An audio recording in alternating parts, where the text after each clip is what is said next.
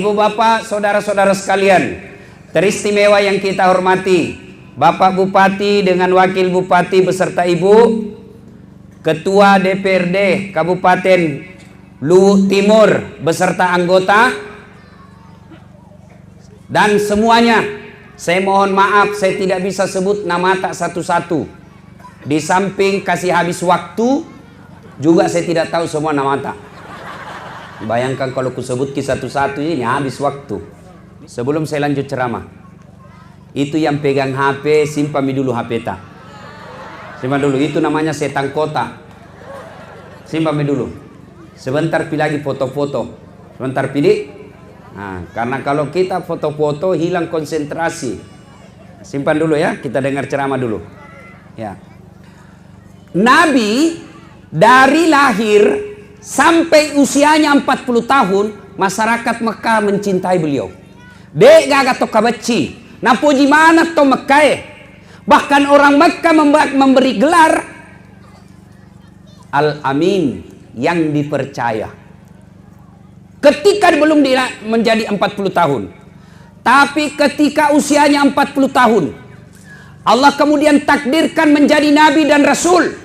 Terima wahyu, Iqra bismi rabbikal ladzi khalaq. Setelah itu nabi kemudian menjadi nabi dan rasul. Nabi berdakwah, la ilaha illallah, tiada Tuhan selain Allah, jangan sembah kecuali Allah, Muhammad Rasulullah, Muhammad adalah utusan Allah. Dakwah awalnya sembunyi-sembunyi, hanya dari sahabat dekat, keluarga-keluarga dekat, sembunyi-sembunyi dakwah. Tapi akhirnya kafir Quraisy pun menciumnya. Abu Jahal, Abu Lahab, Abu Sofyan, Abu Gosok mulai marah. Ini ada nabi baru ini. Ada ini Muhammad bawa ajaran baru. Tiada Tuhan selain Allah. Jangan sembah kecuali Allah. Hanya satu Tuhan. Marah Abu Jahal. Dia bilang, bagaimana caranya ini agamanya Muhammad? Masa satu Tuhan? Bagaimana mau urus kalau satu ji Tuhan? Sekarang saja kita punya 4 Tuhan. Nah susah tak minta ampun. Kenapa? Saat itu kafir Quraisy 4 Tuhannya. Latah, Manat, Uzza, Hubal. 4 Tuhannya. Dan mereka membuat Tuhan dibikin seperti patung. Kualitasnya tergantung tingkat ekonominya.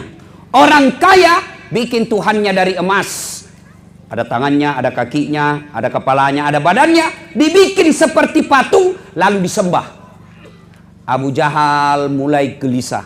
Ini Muhammad makin hari makin berdakwah dengan terang-terangan. Akhirnya setelah Islamnya Abu Bakar, Umar bin Khattab.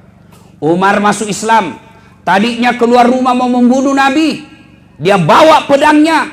Dia menuju ke rumahnya Nabi. Dengan tiwat apa? Saya bunuh itu Muhammad. Kenapa? Gara-gara Muhammad kita di Mekah berpecah belah. Gara-gara Muhammad adik kakak bermusuhan. Gara-gara Muhammad bapak sama anak baku lawan. Gara-gara Muhammad suami istri bertengkar. Berpecah belah kita di Mekah ini. Umar marah. Dia mau pergi bunuh Muhammad. Di jalan ketemu sama temannya. Umar, mau kau pergi mana? Saya mau pergi bunuh itu Muhammad. Tidak salah. Maksudmu? Kenapa tahu aku mau bunuh Muhammad? Dia bilang gara-gara dia orang berpecah belah. Masa Muhammad mau kau bunuh adekmu sudah lebih dulu masuk Islam? Maksudmu apa? Itu Fatimah adekmu sudah masuk Islam. Tojengko, betulkah? Balik haluan Umar. Tidak jadi ke rumahnya Muhammad. Dia datangi rumahnya. Adiknya, Fatimah. Dia ketuk pintu. Fatimah di dalam sama suaminya lagi belajar mengaji. Dia baca itu Al-Quran. Langsung, siapa? Umar. Malah ngasih di dalam. Mati mi kacau ini. Kacau mengi. Mapasimum miseng Umar ini. Begitu Umar buka pintu rumahnya. Dia angkat itu iparnya. Dia cekek lehernya. Dia banting. Ternyata kau masuk Islam rupanya sembunyi-sembunyi. Adiknya si Fatimah. Dia lihat suaminya kau dibanting. Sesak napas dicekek lehernya. Dia tarik Umar. Umar jangan kau mati suamiku. Kau juga jangan kau banyak bicara situ. Disikut tempeleng. Adiknya robek bibirnya. Jatuh. Fatimah lalu berkata, Umar kenapa kah saya masuk Islam? Marah kok. Marah kok kalau mau kau marah. Kau bisa kuasai fisikku. Kau bisa jaga fisikku, tapi kau tidak bisa hancurkan akidahku. La ilaha illallah Muhammad Rasulullah. Umar kaget. Barusannya ini adekku lawan kak. Akhirnya Umar mundur. Duduk sambil merenung. Pasti ada sesuatu ini. Barusannya ini adekku lawan kak. Duduk dia merenung. Dia ingin menenangkan hati adeknya. Minta maaf. Minta maaf kak adek. Saya hilaf. Jangan kau sentuh saya. Kau kafir. Adiknya makin kelihatan tegasnya. Duduklah dia. Tiba-tiba dibawa kain, dibawa tempat duduknya itu Fatimah, dilihat ada gundukan-gundukan. Apa? Tulisan Al-Quran yang ditulis di kulit unta. Umar bilang, apa itu? Kitab suci. Nabi bilang, Umar kasih lihat saya kak. Tidak boleh.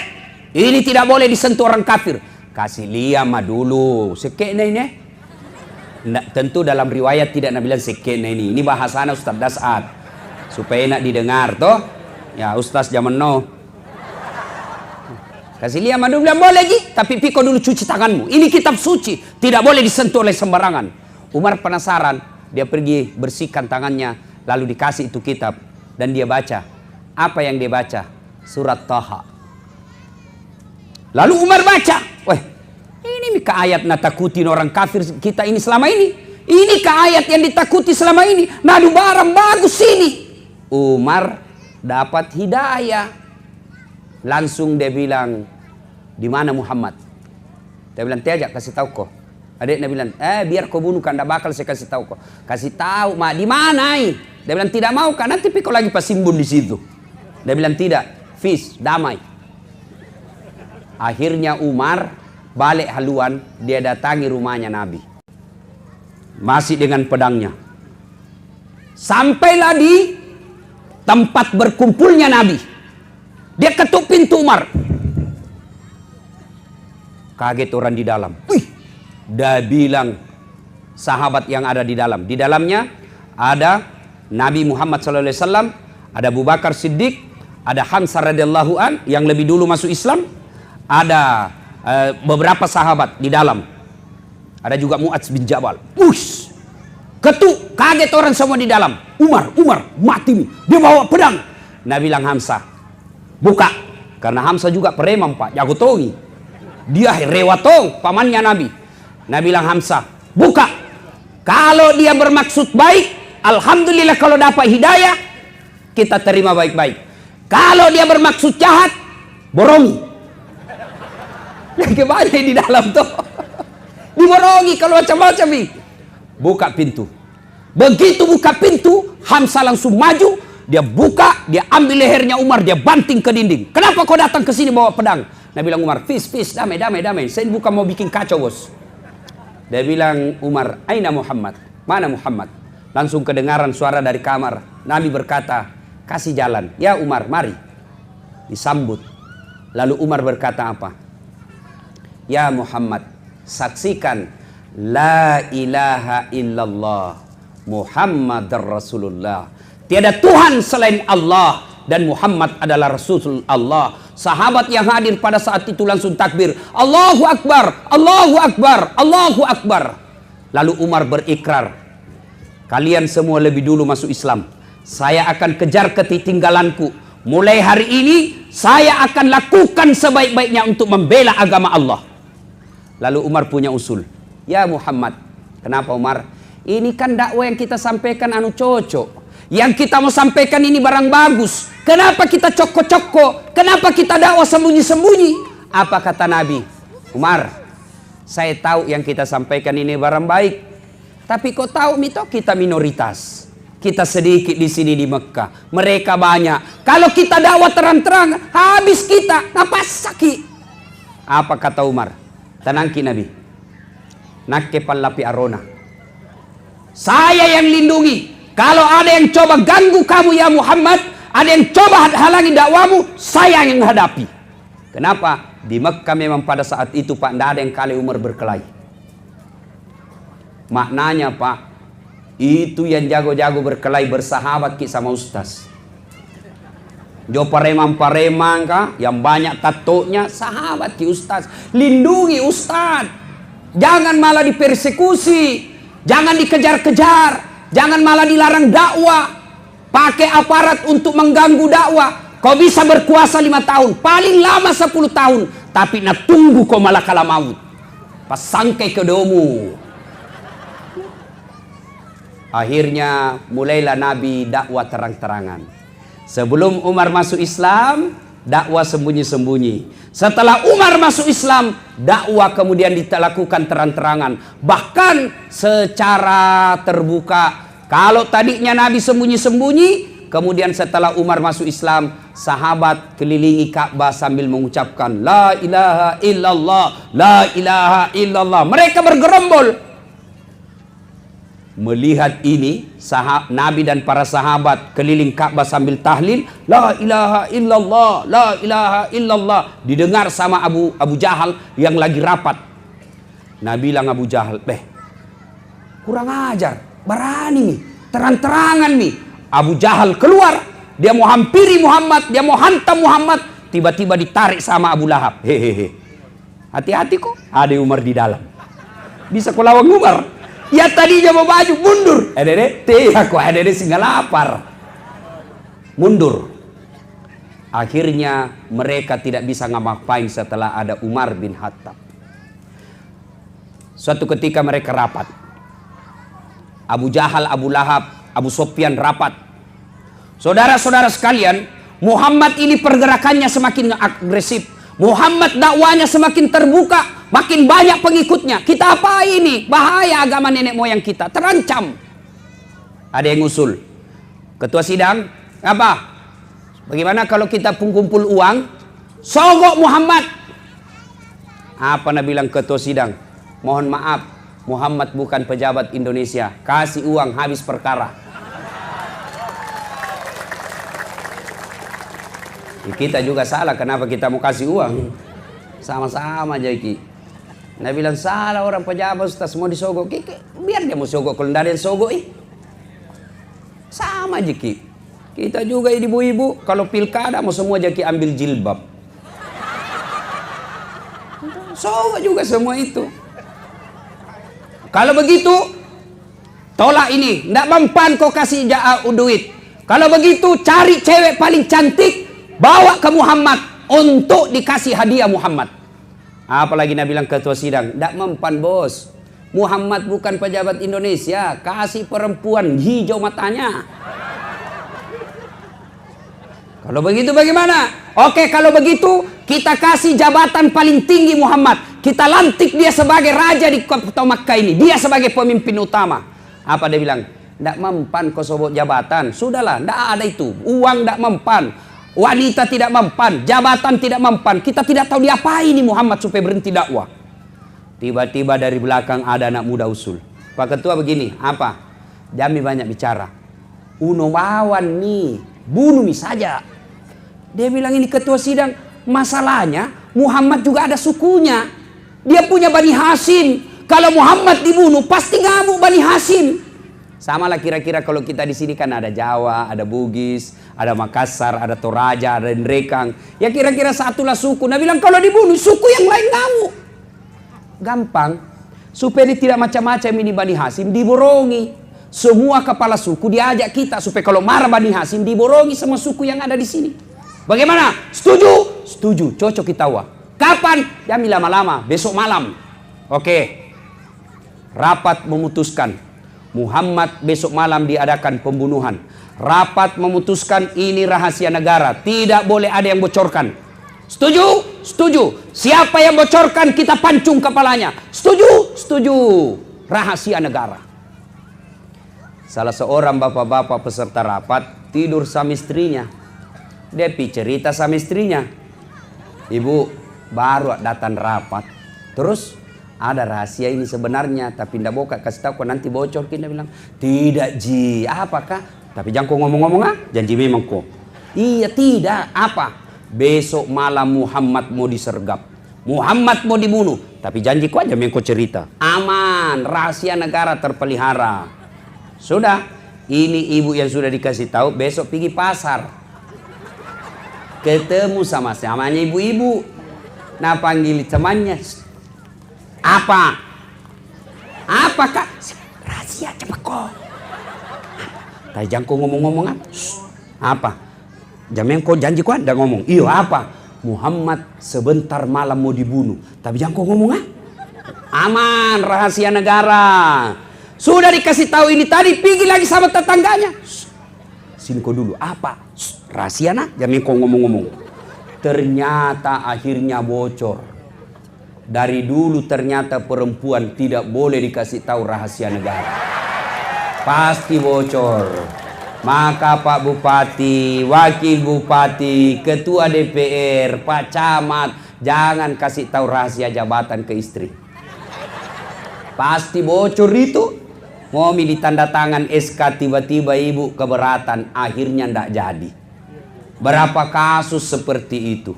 Kita baik sama bupati, ternyata istri bupati yang marah. Kadang-kala begitu. Ya, maka rahasia negara simpan baik-baik, jangan kasih perempuan. Kalau nak tahu bocor nih. Fitrahnya memang perempuan itu begitu. Coba kalau pengajian begini itu banyak itu rahasia beredar. Dia nak cerita tapi bibirnya mulai itu orang baru masuk nak lihat mulai dari ujung rambutnya sampai ujung kaki nak lihat semua. Dia itu nama cerita tapi bibirnya dong. Itu kayak itu ibu-ibu biasa saya lihat. Nah lihat itu dengan muka yang sinis. Dia tidak ngomong tapi mukanya. Iya toh ibu? Ya, ya. Coba. Saya pun nacalah. Nah bilang ada bisa di ustaz itu bajunya tahun lalu. Padahal dia tidak tahu banyak bajuku begini bu. Bapak saudara-saudara sekalian, akhirnya satu Mekah tahu yang tadinya tidak boleh bocor akhirnya bocor gara-gara ulah perempuan. Nabi pun tahu pak. Dari mana Nabi tahu? Dari intel, ya kepala BIN. Siapa? Malaikat. Muhammad, sebentar malam akan ada penyergapan. Hati-hati kok. Dimengerti? Ganti korek, siap. Di kopi, lapang 6. Disergaplah, dikepunglah rumahnya Nabi. Yang kepung ini pasukan-pasukan khusus. Dikepung rumahnya Nabi. Ya kira-kira kalau sekarang Densus. Detasmen khusus. Kepung. Yang jago semua berkelahi pak. Allah perintahkan Jibril. Jibril, suruh kau Muhammad baca ini ayatku. Ada yang tahu? Ayat yang dibaca Nabi? Ada yang tahu? Saya kasih hadiah kalau ada yang tahu. Ah, apa ayatnya? Ah, ini hadiah. Baik kau sini, kasih kau hadiah. Cepat kau. Cepat kau, kasih kau hadiah. Cepat. Jangan kau malu-malu. Lentong itu kalau uang ustaz dengan uang bupati. Hadiahmu ini dek. Ya, makasih. Ayat yang dia baca, Allah perintahkan. Baca ini ayat. Bismillahirrahmanirrahim. Wa ja'alna min baini aydihim sadda wa min halfihim sadda fa'agsaynahum fahum la yubsirun.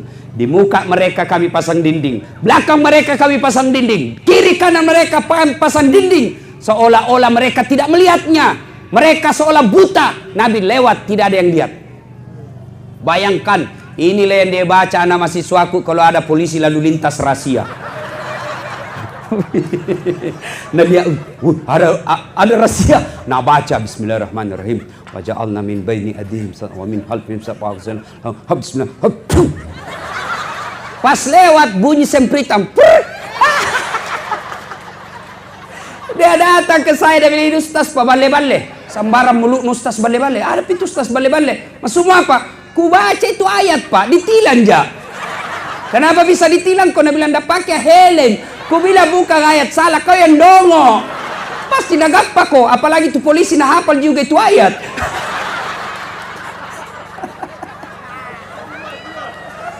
Ada bapak-bapak juga dan coba tunggu. Tengah malam baru datang. Padahal istrinya sudah tunggu dari dah. Mau nak baca dong. Ah kamu baca kok tuh.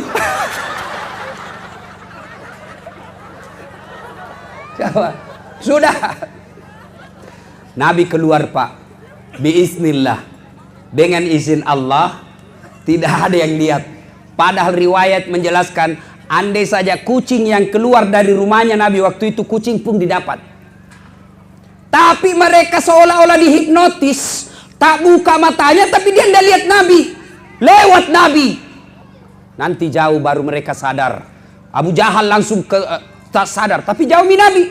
Wih, sergap masuk, gadar pintunya. Diserang tempat tidurnya Nabi. Ternyata Ali yang didapat. Ditarik Ali. Aina Muhammad? Mana Muhammad Ali? Nabi bilang Ali, orang tidak tahu juga, orang baru bangun kok ganggu-ganggu. Marah Abu Jahal, Pak. Hilang sergapannya. Marah Abu Jahal. Akhirnya Abu Jahal bikin sayembara. Apa sayembaranya? Saudara-saudara sekalian bangsa Mekah, saudara-saudara sekalian penduduk Mekah, siapa yang mendapat Muhammad dalam keadaan hidup atau mati, saya kasih hadiah onta betina yang hamil. Onta betina hamil tidak ada suaminya. Onta hamil tidak ada suaminya. Ya biasa aja, Bu, namanya binatang. Kalau hamil tidak ada suaminya wajar. Tapi sekarang tuh banyak tuh perempuan mau sayang sama onta. Hamil tidak ada suaminya deh, beleng-beleng. Nikah kok baik-baik. Jangan ku ambil panjar dulu, cowok.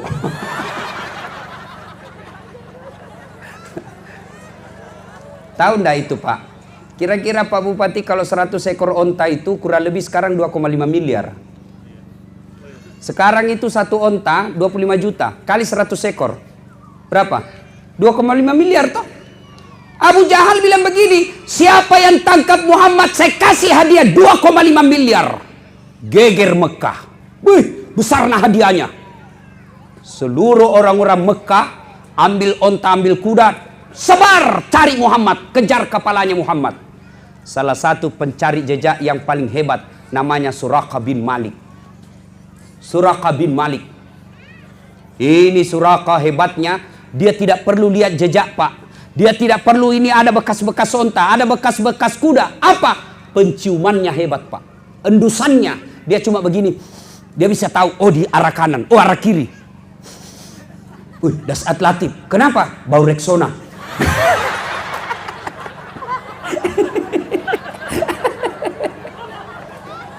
Cium lagi. Wakil Bupati, kenapa? Minyak rambut Brix. Minyak rambut zaman dulu. Lavender. Saya ingat itu lavender, laki-laki penuh derita.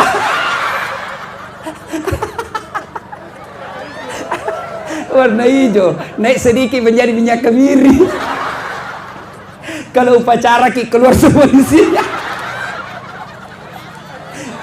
Nggak ada nih sekarang, nggak ada nih. Dulu kalau dipakai bukan 1 jari, 2 jari kok bina. Lewat penuh debu. Ini Suraqah hebatnya, dia cium-cium saja, Pak. Oi, kanan, kiri, kanan. Hebatnya itu cari jejak, Pak. Dia dapat Nabi bersama Abu Bakar. Lalu dia dekati, Pak. Dia kencangkan kudanya. Tapi apa yang terjadi? Kudanya langsung standing, jumpingi, Pak. Nangkak kaki depannya, jatuh Suraqah. Naik lagi, mau dikejar, jatuh lagi sampai 3 kali. 3 kali terulang. Suraqah berkata, bukan orang sembarang ini. Barusannya ada seperti ini. Selama ini siapa yang saya cari pasti dapat, saya berhasil bunuh. Tapi ini kok tidak bisa. Dia ulang sampai 3 kali. Lalu dia berkata, itu yang Maseye. Orang dilindungi ini. Akhirnya apa? Dia berteriak dan dia dekati Abu Bakar. Ya Abu Bakar, sampaikan kepada temanmu itu. Maksudnya kepada Nabi. Abu Jahal bikin pengumuman. Kepalanya itu saudaramu, sahabatmu. Itu hadiahnya 100 ekor onta. Semua orang-orang yang benci sekarang lagi cari kamu. Sembunyi kau cepat. Ini ada bekal saya bawa. Bekal yang saya bawa untuk mengejar kamu. Karena bawa bekal karena mau perjalanan jauh. Ini, ambil. Kau nikmati. Lalu Suraqah berkata, La ilaha illallah Muhammad Rasulullah. Tiada Tuhan selain Allah, Muhammad Rasulullah. Ambil ini bekalku, hari ini saya masuk Islam. Ya Abu Bakar, ambil ini. Lalu Nabi berkata, ya Suraqah, kalau kau betul menolong kami, tolong bantu saya. Bagaimana caranya supaya itu yang carikan dan dapat, Kak? Baik kalau begitu. Suraqah termasuk Umar bin Khattab keluar rumah ingin membunuh Nabi. Keluar rumahnya murka, keluar rumahnya jengkel, tapi pulang dapat hidayah. Kita sebagian umat Islam, Keluar rumah bawa dalam keadaan Islam, tapi pulang bawa murka Allah. Berapa banyak orang sholat subuh dimulai pagi hari, sholat duha di pagi hari, keluar rumahnya, tapi apa dia bawa pulang? Murka Allah. Apa dia bawa murka Allah? Bawa barang haram. Suraqah bin Malik, Umar bin Khattab, keluar dalam keadaan marah, jengkel, dapat hidayah pulang ke rumahnya. Mudah-mudahan kita ini Pak pulang pengajian juga bawa hidayah pulang ke rumah. Jangan sampai kita kurang dari sini tidak ada hidayah yang kita bawa pulang. Akhirnya Suraqah balik ketemu sama yang mau mengejar Nabi. Nabi bilang Suraqah, "Oi cikali, ajak mulalo ke. Dek nagaga, kurang mulalo, saya sudah sisir ini. Tidak ada Muhammad di sini. Sudah mau, jangan kau lewat sini." Orang semua percaya karena Suraqah orang hebat. Akhirnya mereka pulang. Pulang, tapi Abu Jahal tidak putus asa. Tetap saja dia kejar. Akhirnya Nabi masuk ke Gua Zur. Tahu Gua Zur, Pak?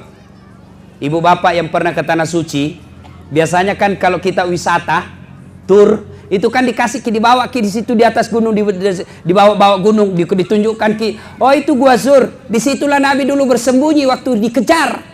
Gua Zur saya pernah naik Pak, kurang lebih 3 jam baru kita sampai.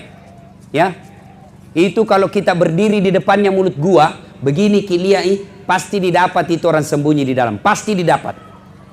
Abu Jahal dapat itu Gua Zur. Nabi sembunyi di dalamnya.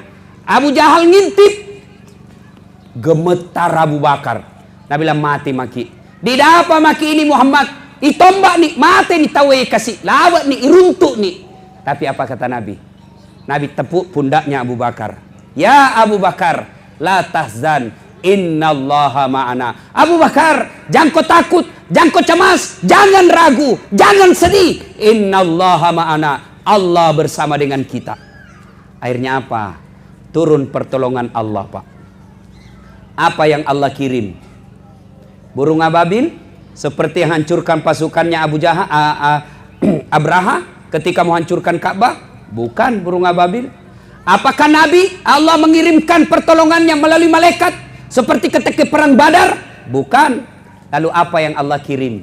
Makhluk yang sangat rapuh. Apa itu? Laba-laba. Tahu laba-laba? Tahu laba-laba? Bahasa Parisnya garangkang. Paris itu Bu, Pare-Pare dan sekitarnya. Tuh. Ini garangkang, laba-laba bikin sarang. Pernah lihat sarang laba-laba? Pernah lihat sarang laba-laba? Coba lihat itu sarang laba-laba. Rapuh, itu ambil pulpen, sarang laba-laba, simpan di atasnya sarang laba-laba, pasti robek. Tapi yang perjalanan, kalau Allah tolong kita, kalau Allah yang bantu kita, sarang laba-laba mengalahkan pasukan-pasukan pilihannya Abu Jahal. Apa dia bilang Abu Jahal? Tidak mungkin ada Muhammad. Kalau ada Muhammad di dalam gua ini, pasti robek ini sarang. Akalnya sendiri mengalahkan akalnya. Saya ulang, akalnya sendiri mengalahkan akalnya Abu Jahal. Dia bilang tidak mungkin. Abu Jahal bilang tidak mungkin. Abu Lahab ngintip terbang burung merpati. Nabi bilang Abu Lahab, betul kok Abu Jahal. Tidak mungkin ada manusia. Kalau ada Muhammad di dalam, tidak mungkin ada di burung. Terbang. Bersembunyilah Nabi 3 hari 3 malam di situ. Anaknya Abu Bakar Siddiq bernama Asma jalan mendaki gunung membawa makanan untuk Nabi selama 3 hari 3 malam. Ini yang disebut emansipasi wanita. Dalam Islam perempuan juga punya partisipasi dalam dakwah. Siapa? Masuk diantaranya Asma. Bahkan jilbabnya beberapa kali dirobek untuk apa? Dipakai untuk sebagai tanda jejaknya Nabi. Diperobek juga untuk apa? Untuk mengikat makanan buat Nabi. Ini perempuan. Ini namanya emansipasi. Kegiatan dakwah. Islam tidak melarang berpolitik bagi perempuan. Islam tidak melarang perempuan untuk jadi bupati. Islam tidak melarang perempuan untuk berpolitik dan lain sebagainya. Tapi tetap tugas utamanya merawat suami, mengurus anak. Boleh ibu jadi camat, tapi tetap ngurus suami. Tapi kalau ibu jadi pejabat, suami berantakan, maka ibu tidak ada nilainya di hadapan Allah. Di depan manusia ibu hina, tapi di akhirat nanti ibu akan sengsara karena menelantarkan suami. Ini yang banyak dia lakukan sekarang ibu-ibu. Menelantarkan suami, makutu, disuruh tidak mau. Yang dia kerja apa? Remote control saja, selalu nak pegang di televisi.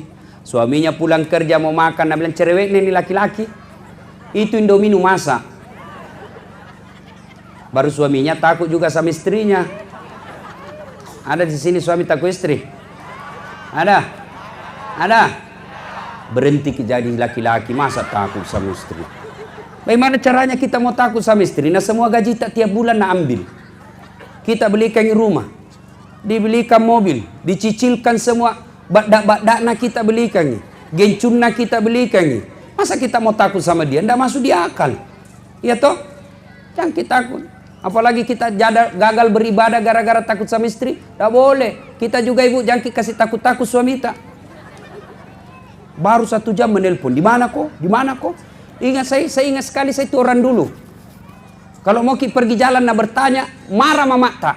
Ma, melok kilo kega. Hei, pacila kala kaye nana iye. Iya itu zaman dulu. Bagaimana suami tak mau kreatif cari nafkah? Baru 1 jam ditelepon. Di mana kok pak?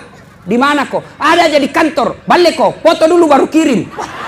Mati nana sisa suami ini. Cilaka. Baik gitu kalau rajin. Makutu Tomi. Pas nyimpuruan. Namo pembantu melotonam purui. Siapa tahu mau ambil suami tak? Ya bu. Bu. Alhamdulillah kuliah ini ibu-ibu baik semua aja tahu. Bu. Ada yang pernah tanya ke Ustaz. Suamiku tidak sholat. Suamiku tukang judi. Apa yang saya harus lakukan Ustaz? Saya bilang tidak ada pilihan lain. Sabar. Sabar. Maksudnya apa Ustaz? Tidak semua Allah uji dengan seperti itu.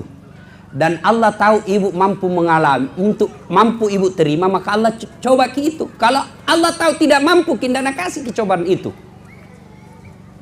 Itu hebatnya jadi perempuan ibu. Saya kasih ke contoh supaya tenang perasaan tak ibu. Meskipun suami tak kajili-jili. Ini supaya mau milih apa itu dijodoh tak nak kasih ke Tuhan. Cerai ki belum tentu lebih baik kita dapat. Iya kalau dapat ki lagi. Coba ibu. Kalau suami tak menjalankan tugas dengan baik, maka dia pahalanya 5. Misal.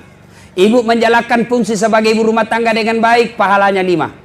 Ya, tapi ternyata dalam kehidupan sehari-hari suami tidak jalankan tugasnya, maka pahalanya suami yang 5, ibu ambil menjadi ibu pahalanya 10. Dan itu enaknya itu perempuan bu. Kalau meninggal itu perempuan, 4 lindungi laki-laki. Biar suaminya tidak sembahyang, biar suaminya pabotoro. Begitu meninggal, sebelum diperiksa amal-amal tak ibu, 4 dulu orang diadili nih untuk lindungi ibu. Siapa? Bapak tak dulu.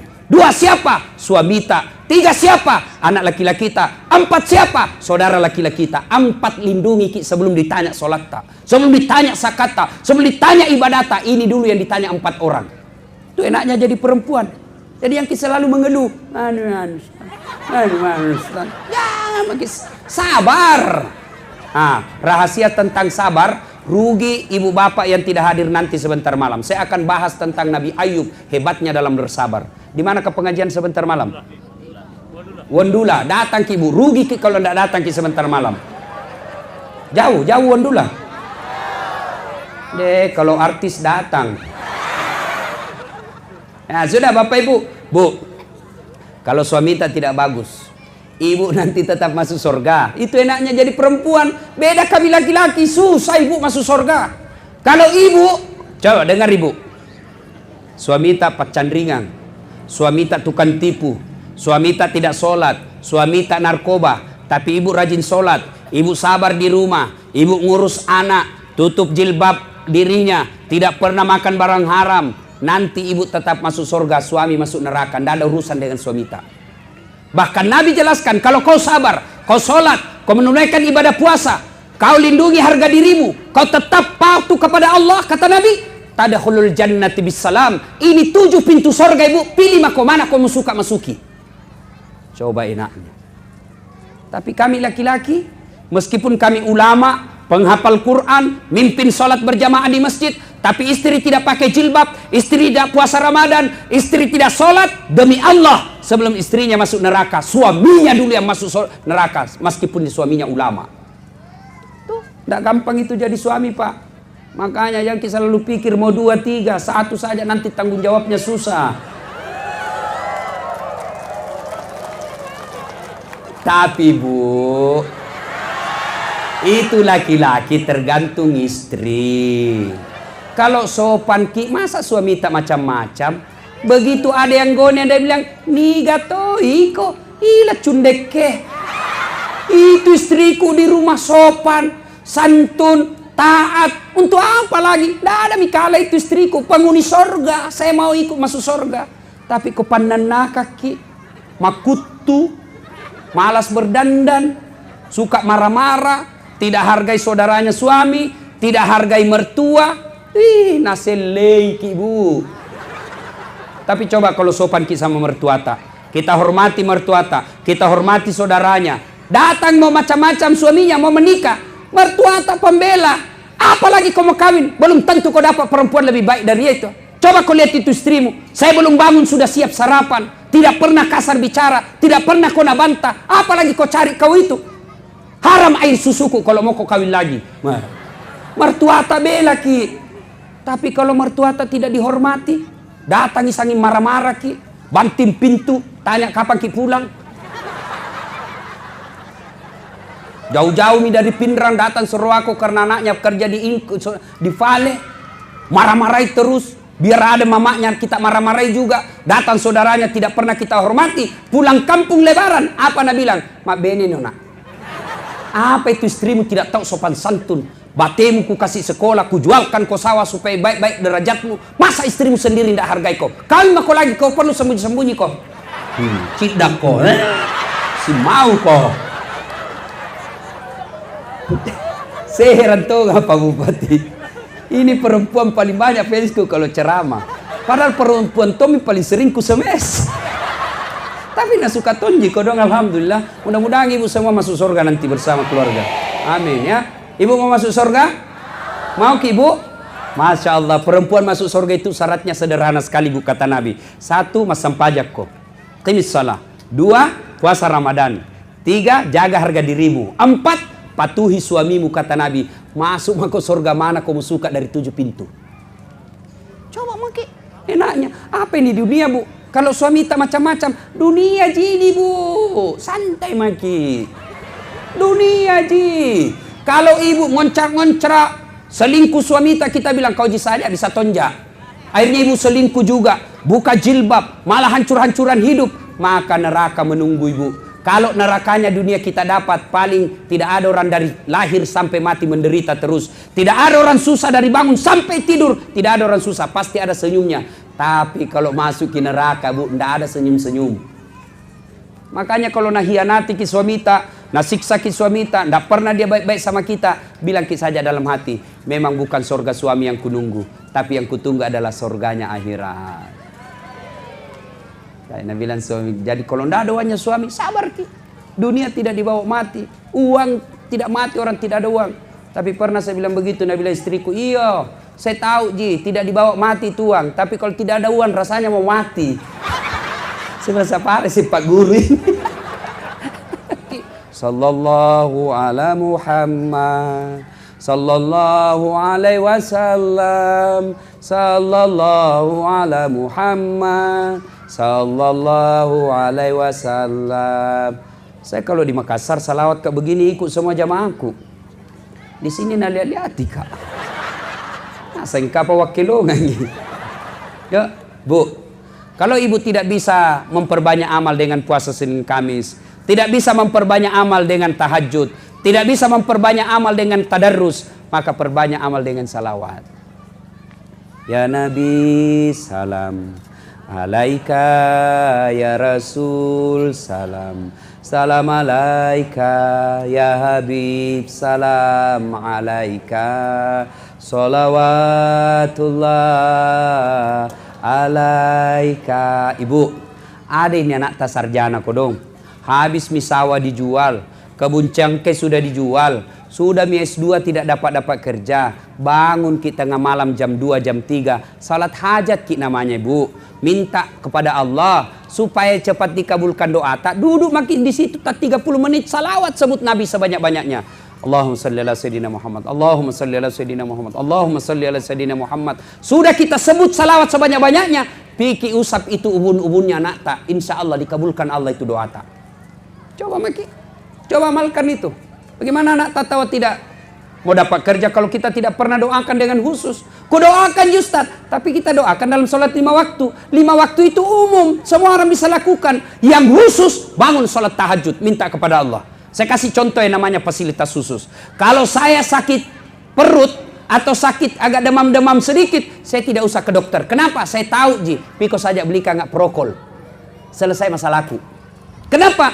Ini penyakit biasa. Tapi kalau sudah sakit yang luar biasa, sakitnya spesial, maka tidak boleh saya harus beli itu prokol. Saya harus datang ke spesialis. Kenapa? Ini penyakit khusus. Ini harus ada spesialis yang tangani saya. Kalau tidak ada masalah tak cukup sholat dalam 5 waktu kita berdoa.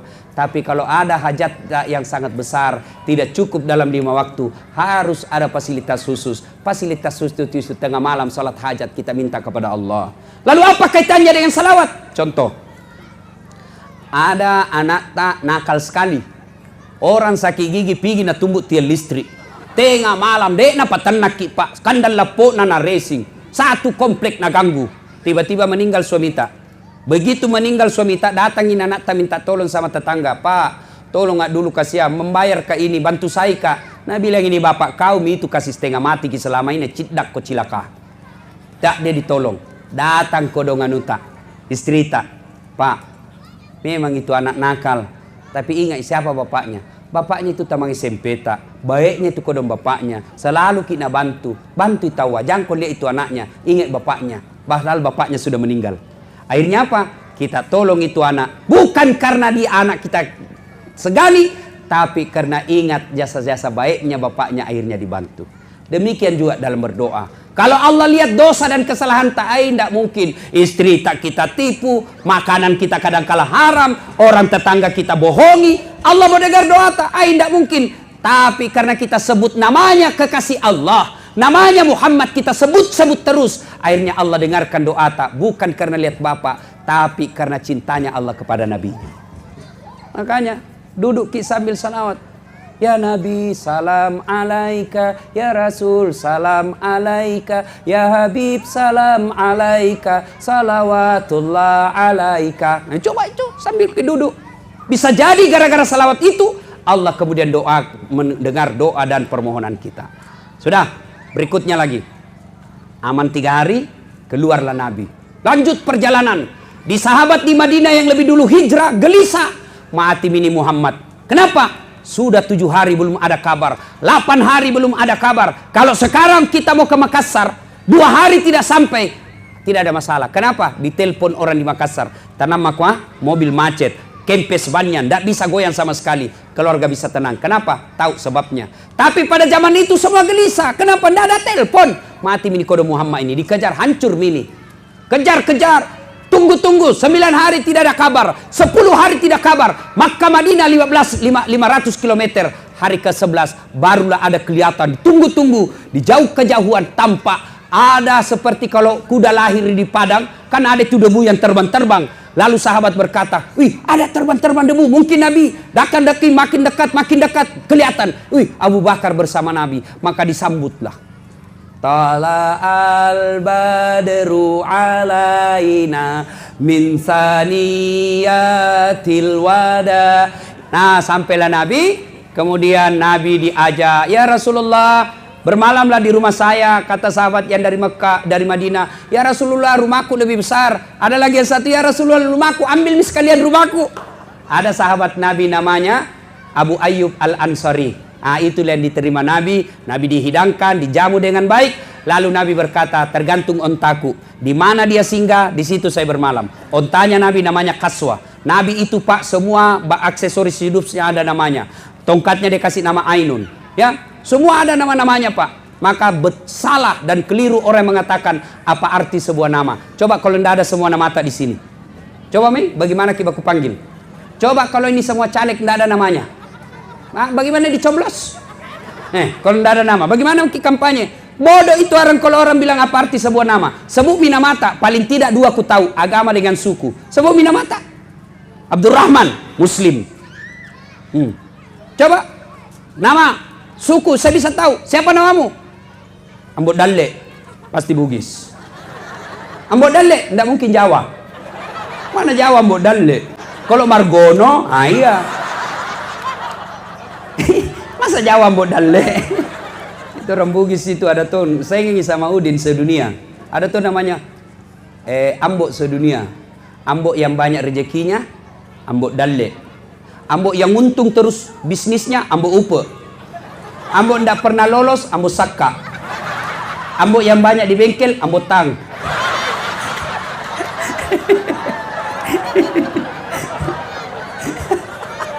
Ambok yang panjang umurnya, Ambok Tuo. Ambok yang banyak perhiasan, Ambok Intang. Yang bilang gak arti sebuah nama, penting itu nama. Coba kalau namanya anak tak mutmainnah, wahai jiwa yang tenang. Alhamdulillah saya ingat. Ibu, ada kesalahan perempuan Islam sekarang ini. Itu jelas dalam Quran, dilarang merubah nama orang tua. Misal, namanya anaknya Naurah, bapaknya Nasrun. Begitu sudah menikah, namanya suaminya Das'at, menjadi Naura Das'at. Haram. Tidak boleh. Tetap namanya ibu Naura Nasrun.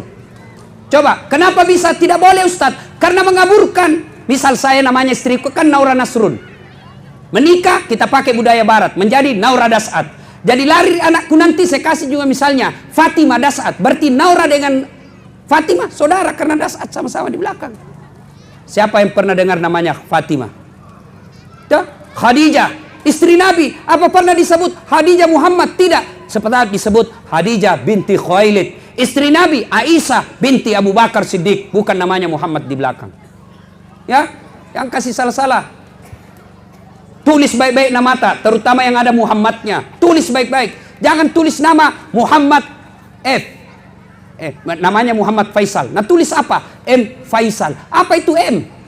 Minum, makan. Tulis baik-baik itu. Lebih baik F-nya kau singkat. Muhammad F. Jangan M Faisal. Jangan, itu nama mulia itu. Kecuali ada mahasiswaku, nah tulis namanya di absen. W Taufik W. Banyak na wena, tulis kau panjang-panjang itu. Nah petongkang kau kambing. Tulis, nah bilang tak namu ayap saya Ustaz. Siapakah itu? Nah tulis. Wabillahi taufik wal hidayah. Wassalamualaikum. Jangan kau lampai duduk. Dah Bapak Ibu, panjang ceritanya ini tapi waktu maghrib sudah dekat. Hikmahnya mau saja. Hikmah dari kisah ini panjang sebenarnya. Satu, kenapa Nabi hijrah dari Mekah ke Madinah? Ditinggalkan kampung halamannya, ditinggalkan rumahnya, bahkan ada orang yang ditinggalkan saudaranya. Untuk apa? Mempertahankan iman. Iman barang yang mahal. Rumah bisa dicari, mobil bisa dicari, tapi kalau bapak kehilangan iman, maka bapak akan hancur selama-lamanya. Yang kedua, hikmah dari kisah ini, ya, konsep hijrah dalam arti pindahnya Nabi dari Mekah ke Madinah satu kali saja terjadi. Tapi konsep hijrah dalam arti perjuangan, maka setiap saat bisa dilakukan. Apa itu? Hijrah itu dari yang dilarang menjadi yang dibenarkan. Bahasa gampangnya, hijrah itu adalah taubat. Ya, bapak-bapak ini yang di depan saya yang sudah tua-tua, yang sudah hijrah ini, yang sudah usia-usia sakaratil maut. Usia sakaratil maut begitu Pak, kalau putih rambut tak. Hijrah apa? Bertaubat. Gimana cara bertobat Ustaz? Ada dua. Satu, tobat bilisan. Bagaimana caranya? Perbanyak istighfar. Astagfirullahaladzim azim wa atubu ilaihi. La ilaha illa anta. Subhanaka inni kuntu minadz zalimin. Itu kita ulang. Lagi berdiri-diri di sini menunggu salat maghrib. Tiba-tiba ada cewek lewat. Kelihatan pahanya. Apa diucapkan? Bukan alhamdulillah. Itu akan lolo ini. Pikir salah sih. Apa diucapkan? Subhanallah. Maha suci Allah yang menciptakan keindahan itu. Sudah masih dilihat, maka kita ucapkan astagfirullah, palingkan pandangan. Subhanallah, astagfirullah. Nah, begitu caranya. Jangan subhanallah, astagfirullah, astagfirullah, astagfirullah. Yang kedua, cara bertobat setelah memperbanyak istighfar. Sholat sunat tobat. Bagaimana cara sholat sunat tobat? Sama sholat sunnah yang lain, cuma beda niat. Sama tahajud, sama taraweh, sama sama duha, cuma beda niat.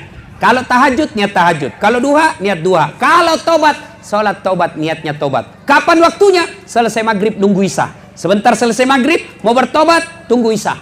Berapa rakaat? 2 sampai 6. Maksudnya 2 rakaat boleh, 4 rakaat bagus, 6 rakaat lebih bagus. Mana niatnya? Usalli sunnatal tobat rakataini lillahi ta'ala. Saya niat sholat sunat tobat 2 rakaat, sunnah hukumnya bagi saya lillahi ta'ala. Allahu Akbar. Saya tidak hafal itu Ustaz. Sudah, ambil cara praktis, paling gampang. Berdiri tegak, menghadap kiblat, baru bilang maki begini. Tuhan, sembahin sunat tobat kayak ini nah. Allahu Akbar.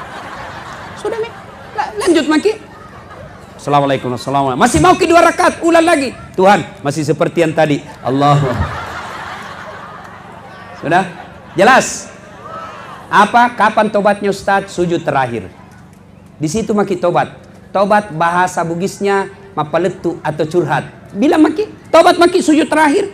Ya Allah, saya hilap tadi di kantor. Ku pegang tangannya sekretarisku.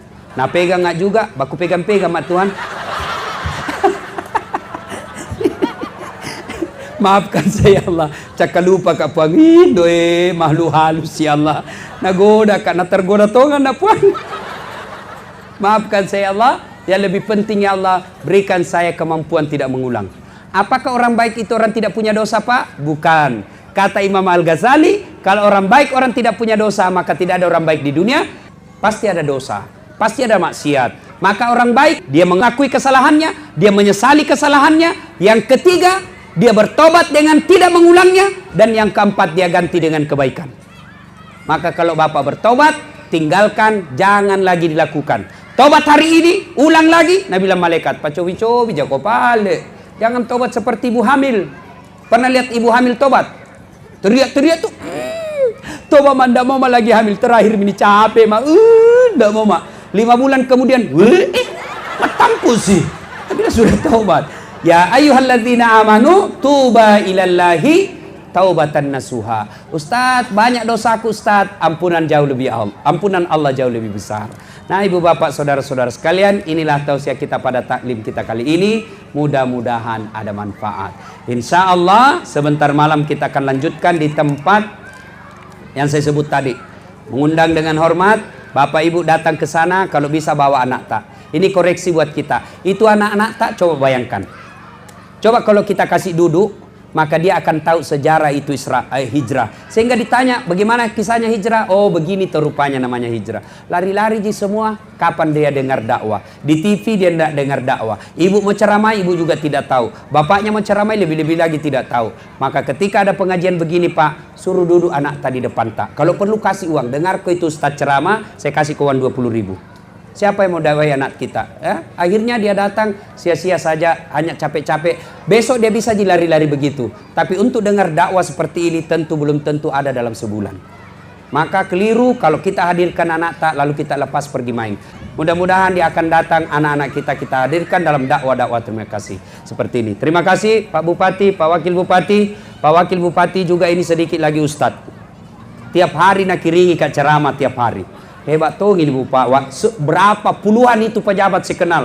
Satu-satunya pejabat yang selalu nasihati saya Pak Wakil Bupati. Luar biasa. Tiap hari 2 itu ceramah nak kirimi ke 1 pagi. Tapi kadang-kala ceramah kutonyi nak kirim ke saya. Tapi luar biasa. Itu bagian dari dakwah.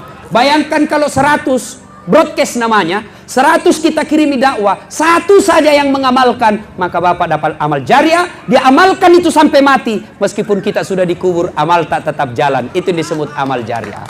Mari bantu dalam dakwah ya. Kita ikut dakwah melalui pesan-pesan kebaikan. Demikian, mudah-mudahan ada manfaat. Lebih dan kurangnya mohon dimaafkan. Sebelum kita akhiri, mari kita berdoa. Kita awali dengan mengirimkan suratul Fatihah kepada Rasulullah Muhammad SAW. Khasiat dan keutamaannya kita ikhlaskan.